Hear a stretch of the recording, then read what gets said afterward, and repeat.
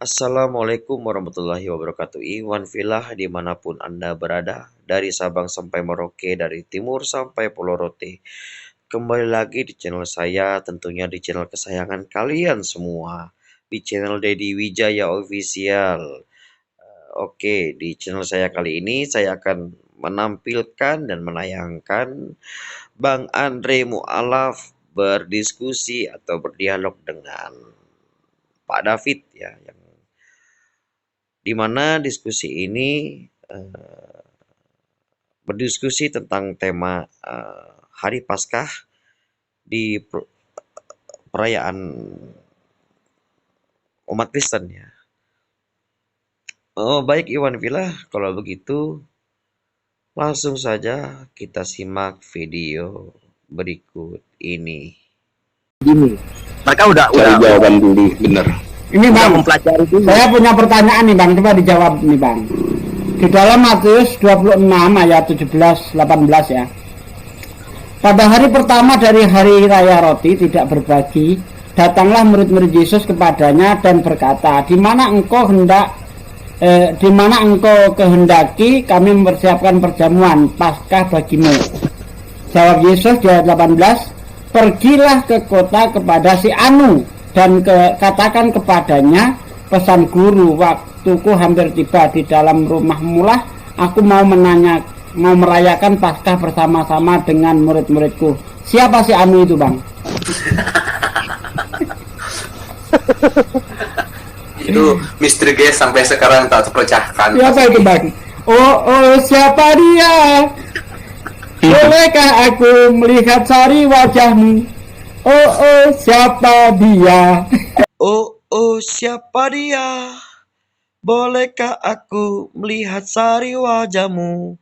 Oh, siapa dia? Mungkin begitu kali ya nadanya ya. Wah. Ternyata Ustadz Sugi ini lucu juga. Oh iya ya. Paskah adalah perayaan terpenting dalam tahun liturgi gerejawi Kristen. Bagi umat Kristen, Paskah identik dengan Yesus yang oleh Paulus disebut sebagai anak. Sebenarnya kalau saya sendiri sih dulu pernah ingin menanyakan itu sebenarnya Bang Andre, tapi bingung menanya ke siapa. Benar, karena saya baca itu kan sebelumnya kan Yesus pernah merayakan mengikuti perayaan Paskah. Tapi kan saya tanya sama kawan-kawan yang Nasrani di kawan-kawan saya, katanya mereka tentang kematian Yesus, katanya kebangkitan atau kematian gitu. Nah, jadi Yesus merayakan kematiannya sendiri. Nah ya itu makanya saya bingung. Nggak bisa, nggak bisa bertanya kepada siapa gitu nanya. Ini penghinaan nggak sih? Penghinaan nggak? Ya enggak lah. Enggak lah, kita kan nanya ini. Nanya. Kalau nanya kan wajar. Terus yang anak nggak tahu. Ya anak. Nah. Sebenarnya mereka tuh udah nyadarin itu loh. Sebenarnya mereka udah nyadarin, percaya sama gua. Cuman mereka itu mempertahankan. Sebenarnya percuma debat sama si Saifuddin, si MCK itu percuma. Benar. Gua mau debat di sini live di sini langsung berdua hadap-hadapan sama si MCK beneran, sama Saifuddin, berani saya. Banyak banget pertanyaan-pertanyaan, mungkin dia bakalan kelabakan. Tanya aja siapa si Anu itu, udah selesai itu. Nggak habis materi itu. Karena nggak akan terjawab, puter aja masalah itu. Loh, itu yang si Anu. Ramana Raja nanya aja larinya ke Roma. Orang nanyain masalah ke Wahyu. Orang nanyain masalah angka larinya ke Wahyu. Bebet dengan sodo. Hah? Bebet dengan sodo. Suaranya Pak David apa nggak jelas Pak David? Iya, bebet dengan saya saja.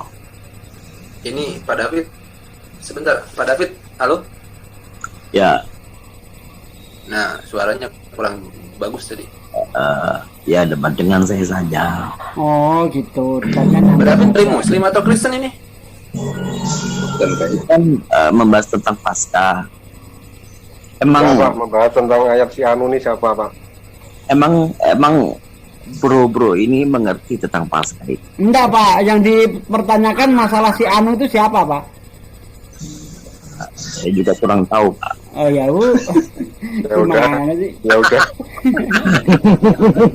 Ya udah kalau nggak tahu, aku juga sampai kiamat kira-kira aku juga nggak tahu ini sampai kiamat. Ini kan menyinggung soal Paskah ya. Ya. Pak David ini muslim kan? Pak David salam kenal nih Pak David nih. Kristen kayak itu. Muslim Kristen Pak David. Kita berdebat tentang Paskah saja. Enggak loh, tunggu dulu Pak David ini Kristen apa Islam? Itu tidak penting. Aduh, ya penting lah. Kita harus tahu siapa yang dihadapi dulu lah. Iya, nanti kita buktikan sendiri gitu loh. Enggak usah lah kalau nggak mau ngaku terus terang, nggak usah ngapain. Betul. Kok agamanya saja takut diakui. Iya, ya kalau Muslim gitu loh. Jadi kita bisa menyesuaikan jawaban kita gitu maksudnya. Tadi kan menyinggung soal Paskah. Ayo Siapa dulu, Bang David itu siapa dulu, Bang? kita langsung saja diskusi tentang Paskah itu. Apa itu Paskah? Nanti biar saya jelaskan. Aduh. Begini Bang David, kita di sini teman Bang David. Makanya saya pengen kenal nih. Bang David ini baru masuk, terus kita nggak kenal nih. Tiba-tiba langsung masuk. Atau dari Kristen itu. Iya. Nggak Nanti apa-apa kok kalau Bang David dari Mau Kristen Kristen pun nggak juga nggak apa-apa. apa-apa, it's okay. Apa kalau Kristen terus kita hujat ya? Enggak lah, ngapain kita hujat? Enggak lah. iya, tugas saya menjawab tentang Paskah itu. Tadi sudah ngomong. Sebetulnya Ngomong kalau Kristen. menjawab Paskah juga sudah terjawab sama Bang Andre tadi. Tidak. Oh, Udah. Biarin. Gimana Bang David? Pengen tahu. Iya, silakan Bang David. Jadi begini, bagi umat Kristen, Paskah Agak keras suaranya Bang David ya. Jadi begini, bagi umat Kristen itu Paskah itu identik dengan Yesus, Iya, betul. sebagai anak domba Paskah. Iya, itu kan tadi udah dibaca tadi itu. Iya. Mau saya Iya. share lagi, Bang? Jemaat Kristen itu hingga saat ini percaya bahwa Yesus disalibkan, mati dan dikubur.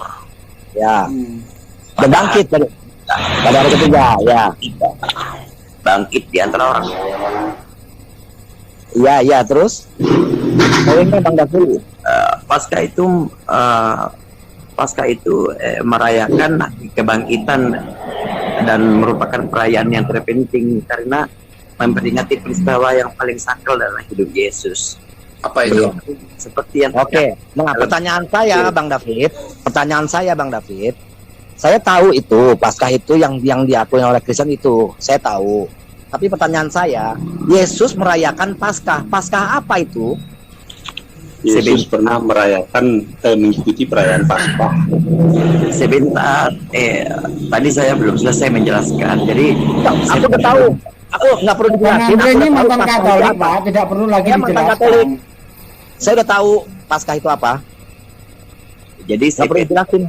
dalam keempat Injil di Perjanjian Baru ya. Jadi Ntar perayaan dulu. Paskah itu iya. Minggu Paskah, hari kebangkitan atau Minggu kebangkitan. Itu. Pertanyaannya Bang Andre? Pertanyaannya saya, itu Yesus merayakan Paskah. Itu Paskah apa?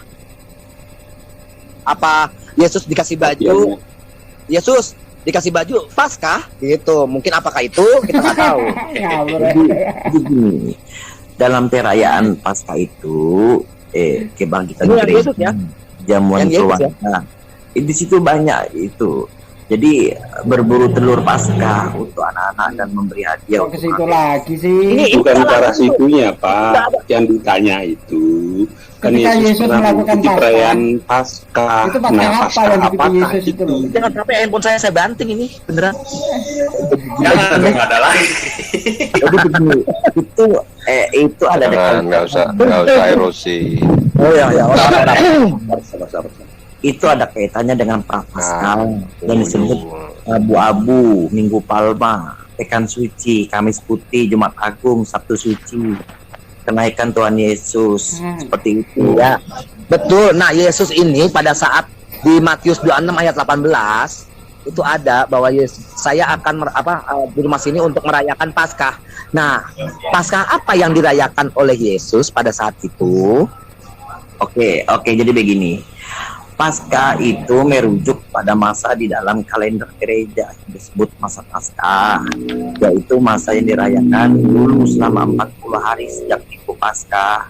Puncak dari Pekan Suci itu hingga hari kenaikan Yesus itu Nggak nyambung. Namun astagfirullahaladzim, la ilaha illallah. Ini nggak nyambung, Pak, dengan pertanyaan. Gini biar saya jelaskan pertanyaannya.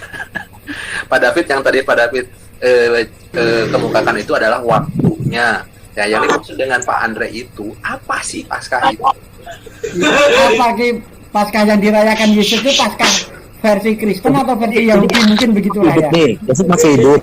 Ya, Pak David, Yesus masih hidup nih. Itu memang itu Paskah Yahudi. Ya, jadi Iya, Paskah Yahudi hubungannya apa sama Kristen?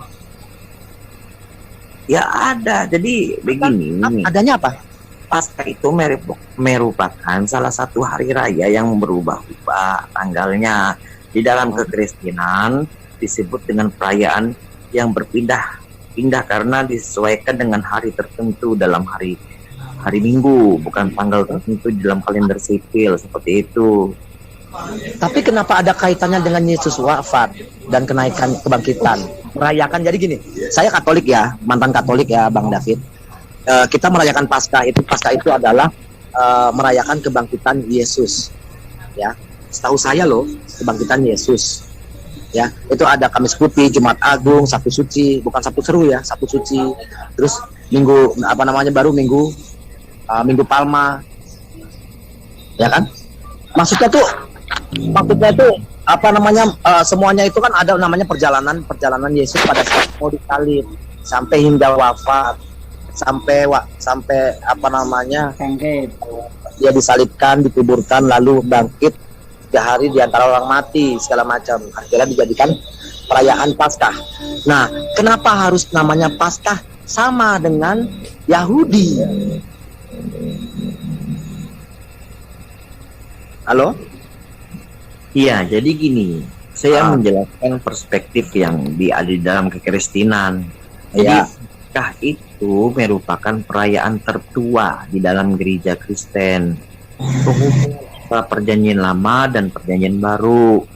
Itu. Tapi nggak ada hubungannya pada saat Yesus hidup, tidak ada hubungannya sama gereja, sama Kristen.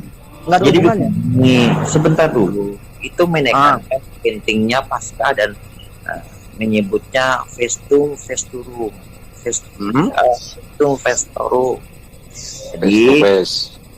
Jadi perayaan dari semua perayaan dan berkata bahwa Natal hanya dirayakan untuk mempersiapkan perayaan Paskah.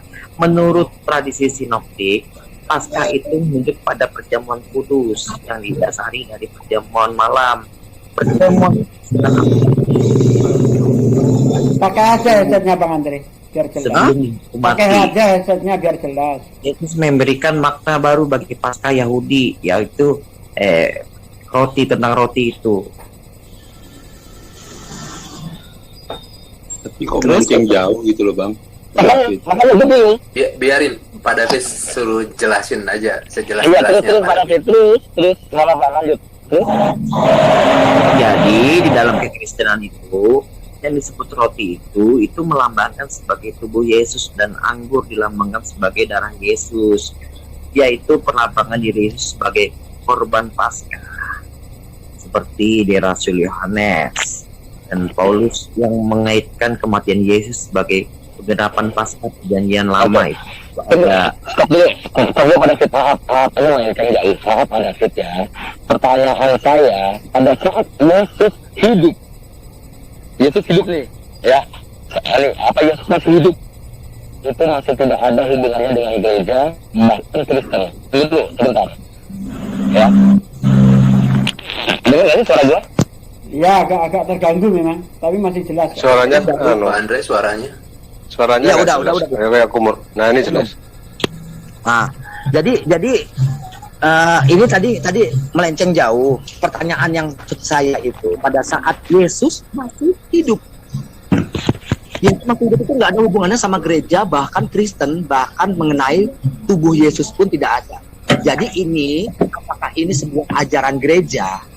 Ya, ajaran gereja diutamakan pada saat Paskah itu. Jadi diambil acaranya Paskahnya Yahudi itu diambil alih oleh. Coba ada musik itu di mute dulu. Siapa yang ada musiknya di mute? Makanya susah juga ini Geluduk-geluduk ini. susah nggak bisa pelanggan soalnya. Hah?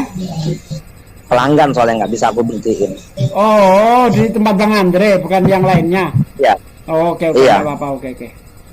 Jadi pertanyaan saya itu cuma simpel doang udah. Paskah yang yang dirayakan oleh Yesus itu Paskah apa? Yang saya tahu nih pada itu adalah perayaan roti.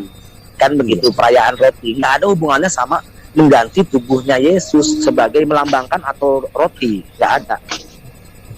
Itu nggak ada hubungannya.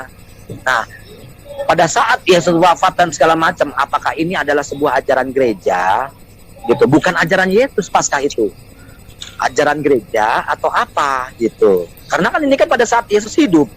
Gimana? Ada Bit?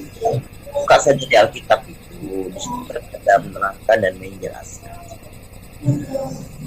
Pasti larinya ke Alkitabnya ke ini nih. Suara apa namanya? kurang Punya Paulus, Pak David.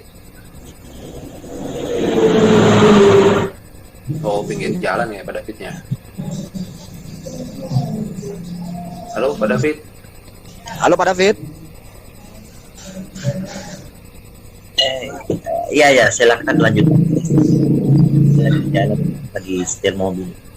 Oh. Jadi pada saat Yesus hidup itu gereja udah ada belum sih?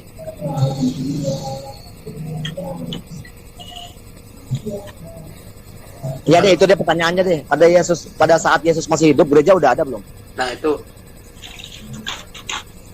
Belum. Belum ada. Kalau begitu, perayaan Paskah itu, begitu juga Kristen belum ada ya. Kristen juga belum ada ya pada saat Yesus hidup ya. Jadi Paskah yang dirayakan oleh Yesus itu merupakan perayaannya Yahudi kan.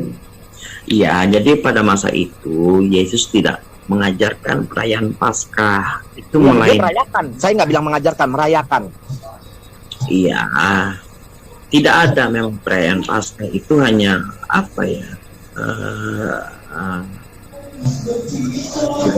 Untuk menjelaskan. Oke lah, kalau gitu saya simak dulu soalnya saya lagi di jalan ini. Oh ya, oke. Saya simak dulu ya. Oke. Itu dia. jadi pada zaman Yesus hidup gereja belum ada ya. Ya belum. Dan Yesus juga belum meninggal loh, belum mati. Jadi sebenarnya pertanyaan gua tuh simpel itu doang, kayak gitu. Nggak usah yang lain-lain apa segala macam, buka ayat ini, ayat itu, ayat ini. Udah, buat tanya itu aja. Kenapa penulisnya menulis begini gitu loh. Gitu loh. Jadi banyak yang orang yang akhirnya ngomongnya atau menjawabnya ya lari-larinya yang kemana-mana. Sebenarnya jebak ke situ aja sih Bang, kejebak aja ke situ pertanyaannya. Apalagi ini tadi Bang Sugini yang si Anu itu boleh juga tuh. Ini Anu maksudnya siapa nih gitu. Ya karena kalau si Anu ini tidak diketahui maka cerita itu fiktif semua. Iya. Sebenarnya nggak bisa jawab Bang, dia cuma mau ngakal-ngakalin aja gitu. Iya mau cari tahu, ya kan. Sekarang dia yang masuk, beliau masuk, masuk, ya kan katanya lagi nyetir. Nah kalau begitu ngapain masuk? Namanya kan lagi bebas. Tadi nonton ya? Hah? Tadi nonton ya? Enggak nonton. Enggak nantang. Ini saya share di grup Kristen, grup bahasa barusan. Itu malah kumur-kumur mereka. Apa Nggak kata jawab, tapi malah kumur-kumur. Apa Nah, katanya? ngatain saya orang bingung, padahal dia sendiri nggak bisa jawab. Bilangin Katanya si Anu ya orang lain, atau kalau bukan namanya itu si Anu gitu, namanya Anu gitu, Bang. Jawabnya seperti itu. Nggak bisa jawab ya sudah. Kalau itu aku bilang namanya, tunggu dulu. Kalau itu Anu ini nama, nggak mungkin pakai si. gitu. Ya. Pergilah ke kota kepada si, ini udah menunjukkan orang lain kan, si Anu. Yeah. Anu ini berarti kata ganti, bukan nama di sini. Gitu loh. Aneh.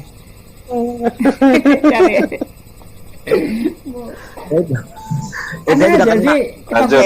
Aku izin bentar ke belakang ya. Sebenarnya Mbak Sugi, sebenarnya kayak gini-gini aja. Ya, mereka juga bingung jawabnya.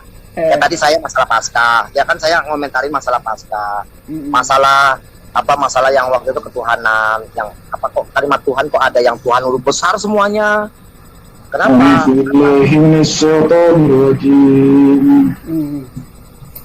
Assalamualaikum Peta. Waalaikumsalam warahmatullahi wabarakatuh. Saya kira tak ada urusan. Enggak, ini lagi diskusi ini. Ternyata ada rekan Kristen masuk ke sini terus diskusi sama Mu'alaf Andrianus nih. Ini kita ada urusan tentang Bible, Bang. Oh gitu ya. Oke, lanjut dulu Bang ya, saya mau ngaji-ngaji dulu. Oke, silakan Peta.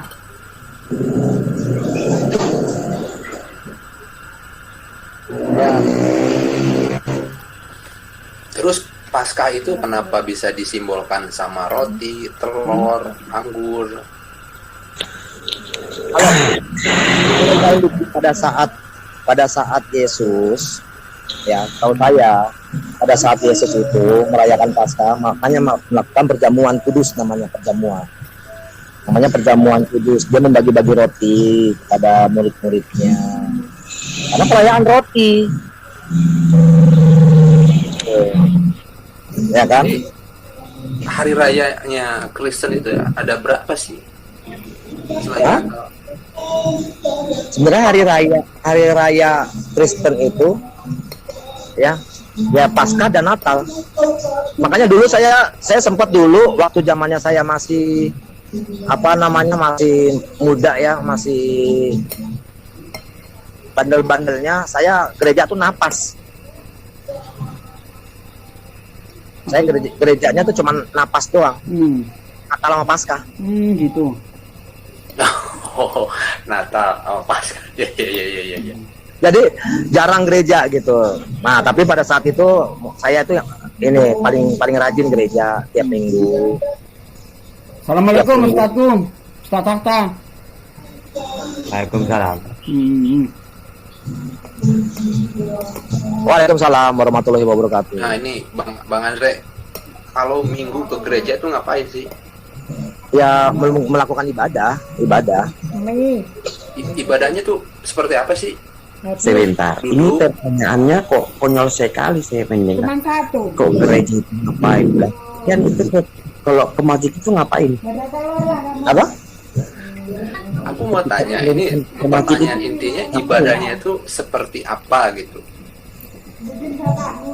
Ya seperti Assalamualaikum, Baca datang ngopi. ya kayak melakukan ibadah terus disuruh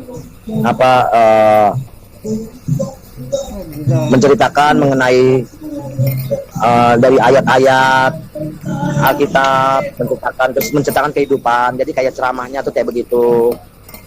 Ya kayak kalau di masjid ya kita sholat, ya kan kita berdoa, hampir sama, tapi dia menggunakan bahasa Indonesia, hampir sama dengan cara berdoa, tapi dia ada namanya perjamuan. Pada itu ke ekaristi, namanya ekaristi ya. Pada saat mau terakhir itu ya itu bagi-bagi kayak roti komuni ya. Bagi roti, kalau di Katolik cuma roti doang. Kalau di Protestan tuh ada anggur dan ada tehnya juga. Nah itu jadi di situ kalimatnya bahwa inilah piala darahku, darah perjanjian baru dan kekal yang ditumpahkan bagimu, bagi setiap orang demi pengampunan dosa. Akan peristiwa ini. Nah, tapi kenapa pakai kalimat perjanjian baru dan kekal? Perjanjian baru dan kekal. Kenapa harus perjanjian baru? Jadi di situ udah mulai ada indikasi bahwa memang adanya perubahan-perubahan. Pak David mau tanya apa tadi? Mau tanya soal Islam, monggo Pak David. Ya, jadi begini. Tadi kan agak keras suaranya ya. jadi begini. Tadi Pak Zoom ya bertanya ketika ibadah di gereja itu ngapain? Ya ibadah. Itu. Sekarang saya bertanya balik sama Pak Zen ya. Ketika kalian ikut ke masjid itu ngapain? Tapi masjid sholat Pak. Ada gerakan ya. Sholat. Nah kalau maksud saya tuh di gereja itu seperti apa? Apakah ada gerakan, duduk? Ada duduk, sujud, ada juga. Bukan duduk, bukan sujud ya. Duduk terus kalau di Katolik ya. Duduk terus berlutut. Habis itu berdiri lagi, duduk, berlutut, berdiri lagi. Itu ada. Di Katolik. Kalau di Protestan nggak ada. Iya, kalau di Katolik itu duduk dan berlutut itu tangannya sambil memegang dua-duanya itu memegang di tegang erat gitu. Ya. Seperti itu. Kalau di Katolik. Tapi gitu, sujud dan berlutut gitu. Berlutut kayak berdoa gitu loh. Ya, seperti itu. Tangan itu dua-duanya dipegang seperti itu. Di kayak tangan berdoa begitu loh, tangan begini lah. Dieratkan gitu. Kalau itu memang ada tuntunannya enggak Bang? Ada tuntunannya dari Romo. Jadi Romo mengatakan tangannya itu rise gitu, namanya berdiri. Terus kalau dia begini namanya duduk, ya kan? Jadi dia melakukan perintah dari depan gitu. Jadi mereka depan, terkadang kita udah hafal apa yang misalkan kayak liturginya ya, sudah hafal.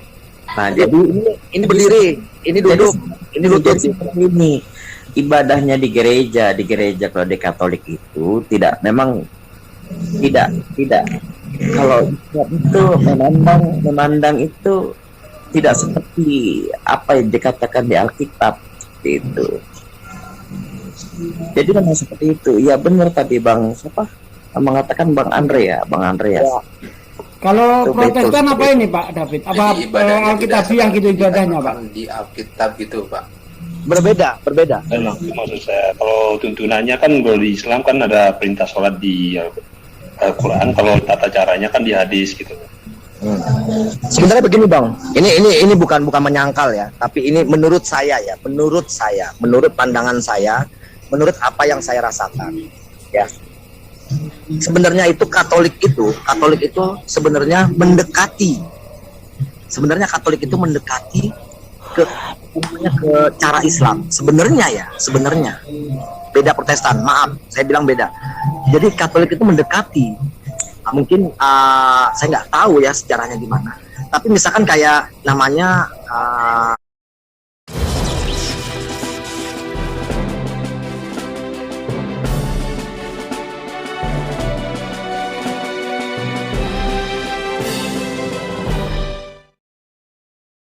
kan kalau di Konsili Nicea itu ada Nicea Creed ya, Nicea Creed.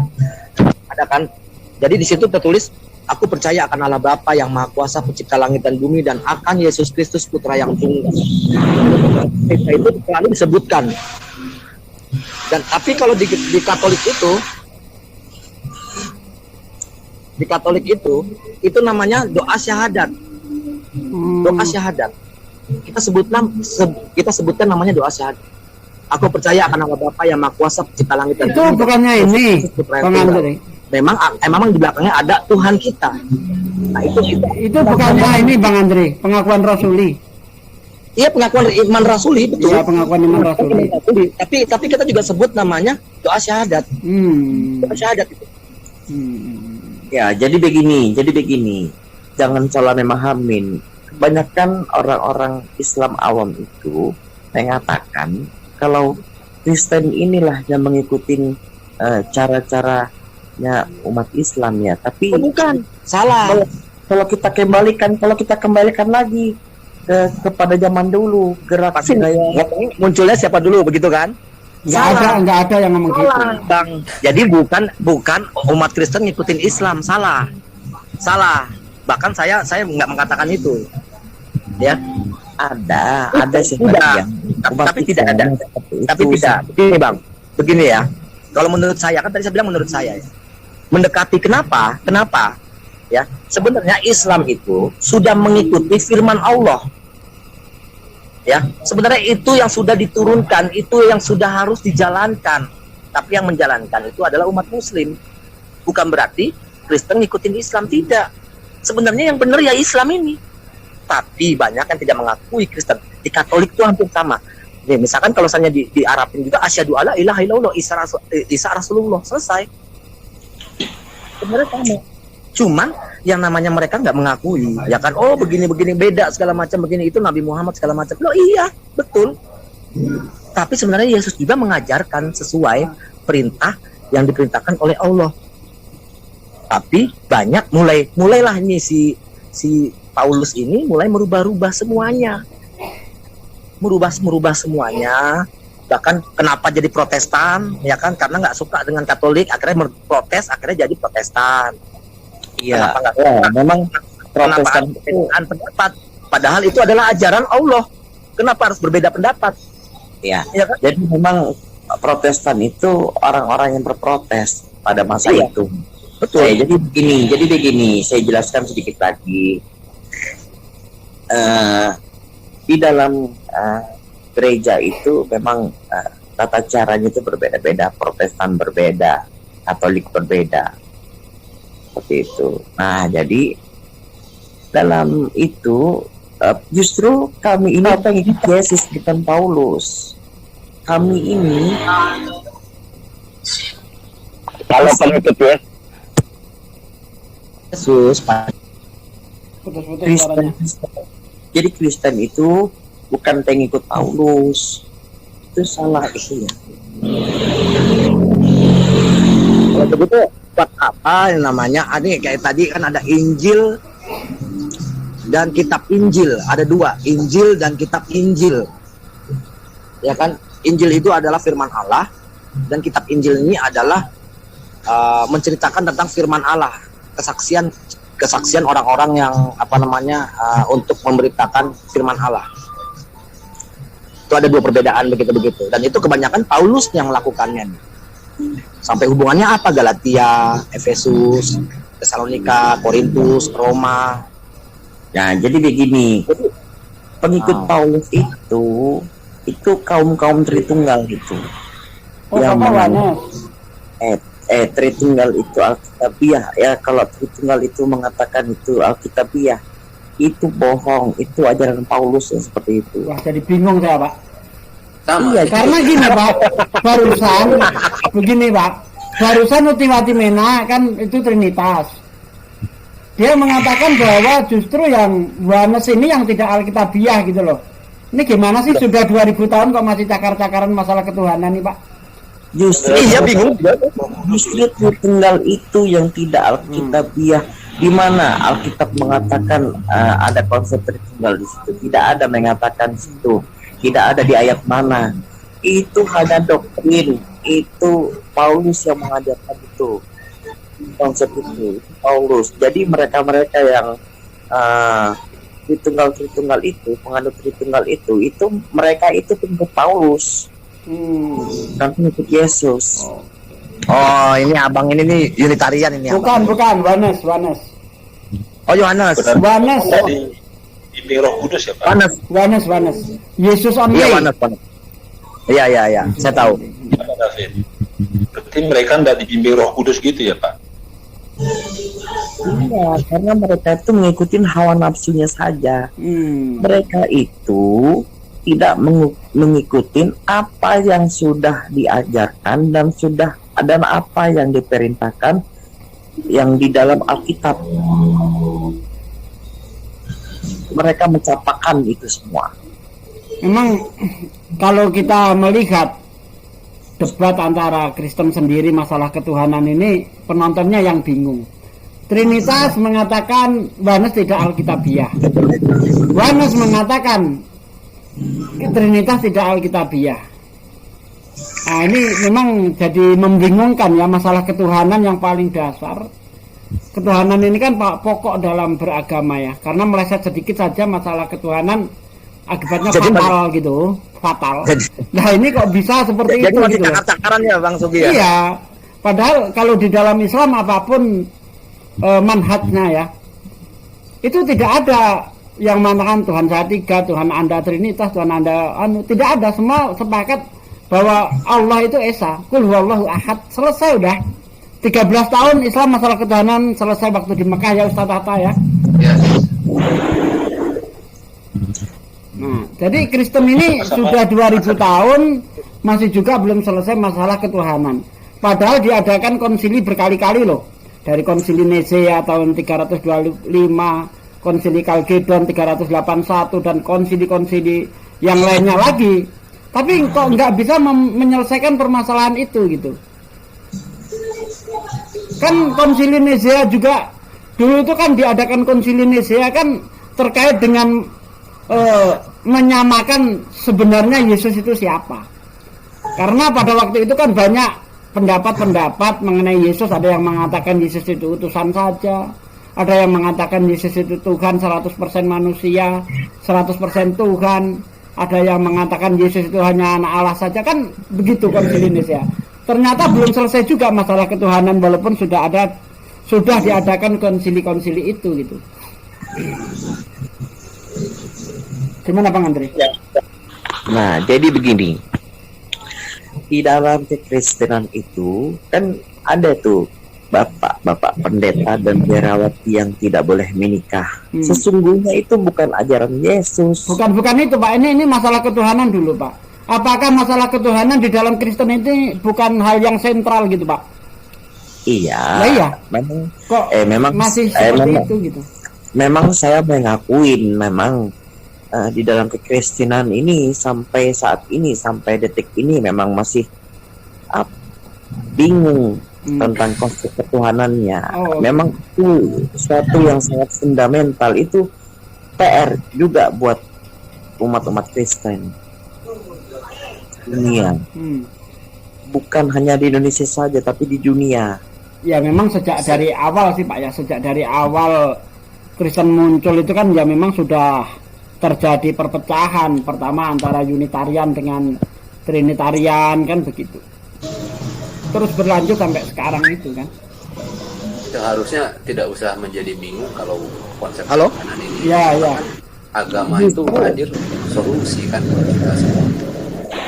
Kalau saya ya, ketika ada umat Muslim yang bertanya tentang konsep ketuhanan, kalau ketika saya mampu menjelaskan, saya akan menjelaskan. Cuma saya berdebat susir, itu tidak akan ada ilmu yang kita dapat. Jadi begini, dari mereka itu memang ya menurut saya itu suatu hal yang bodoh ya, suatu hal yang cerobohan bagi saya. Ketika umat Muslim bertanya tentang konsep ketuhanan, mereka menjelaskannya dengan asumsi-asumsi. Bahkan ada itu, saya sangat malu sekali ya ketika mendengar mereka itu menggunakan asumsi-asumsi liar seperti itu. Marilah jelaskan dengan intelektual, dengan tutur bahasa yang nyaman dan enak. Mantap. Ilmu itu bisa kita dapat dari situ. Jadi gini Pak David, menurut Anda mereka itu berasumsi gitu ya, dan saya yakin menurut mereka Yohanes ini juga berasumsi, tidak alkitabiah gitu. Karena Utiwatimena sendiri tadi baru saja ya menyatakan seperti itu, dan itu sempat saya rekam tadi. Yohanes itu tidak alkitabiah, tidak ada, karena para rasul-rasul itu mengkabarkan tentang Trinitas. Nah, begitu. Bagi saya tidak masalah Pak. Ketika ada yang mengatakan oneness ini bidat, terus itu Unitarian ini bidat atau dan macam sebagai macam mana ya gitu ya. Kalau saya sih ya saya terima saja. Itu kan klaim mereka. Ketika mereka mengatakan seperti itu, ayolah diskusi kita diskusi sehat, diskusi ya alangkah baiknya berdiskusi secara langsung ya. Seperti di media sosial ini kan sudah ada wadahnya. Iya betul. Marilah kalau yang menurut Tritunggal ini merasa mereka paling benar, ayo mari kita diskusikan di mana saya akan mempertanggungjawabkan dan saya akan mempertanyakan tentang konsep Tritunggal itu, bahwa mereka mengklaim bahwa Tritunggal itu Alkitabiah. Di mana saya akan mempertanyakan hal itu. Jadi saya berani tantang mereka bahwa konsep Tritunggal itu bukan Alkitabiah, tidak Alkitabiah, melainkan mereka umat Tritunggal yang mempercayai konsep Tritunggal itu pengikut Paulus, bukan pengikut Yesus Kristus. Informasi berikutnya, seorang guru sekolah menengah. Ini apa nih? Bang Andre ini apa nih? Lagi nyari materi itu. Udah. Memang tapi masalah diskusi itu intern Pak David aja sih sebetulnya, nggak usah di ini. Tidak masalah karena kan ini kan bukan hal-hal yang tabu lagi untuk diperbincangkan. Kenapa di awal saya melihat itu di YouTube konten YouTube itu seperti Joshua Tewu dan Rudy Yohanes itu kan sangat bertentangan. Itu sangat memalukan ketika halayak publik melihat itu. Tapi ya sudahlah, kalau itu kan sudah terlanjur, tapi tidak apa-apa, saya bisa terima saja. Kalau begitu kita bisa buktikan secara akademis gitu. Kalau memang itu kan klaim mereka, itu hak mereka, tuh wajar-wajar saja. Itu kan ya menurut saya tuh. Berarti Bapak sendiri Wanes ya? Wanes. Jadi ya seperti itu. Kalau memang ini Pak, kalau Wanes sama Tritunggal itu kitabnya sama nggak sih? Ya, sama. Oh. Sama, cuman cara ininya berbeda, cara menafsirkannya itu berbeda-beda. Bahkan sekarang pun ada itu permunculan ajaran-ajaran yang sangat